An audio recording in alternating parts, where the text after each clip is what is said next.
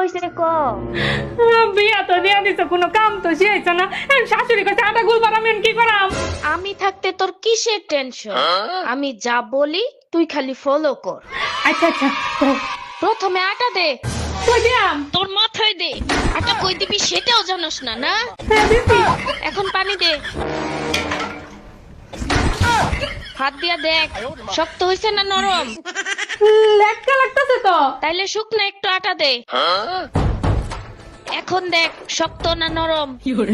এখন একটু শক্ত হইছে। তাইলে একটু পানি দে, আর শোন পানি গ্লাস দিয়া দিস না, হাত দিয়া দে।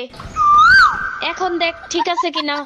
হ্যাঁ ঠিক আছে। ঠিক আছে, হ্যাঁ। এখন সবটি আটা একসাথে জড়ো কর। আর হন, হ্যাঁ। একটা ছবি তুললে আমারে পাঠা, দেখি কেমন আটা বানাইছস। আচ্ছা, সুন্দর হয়েছে।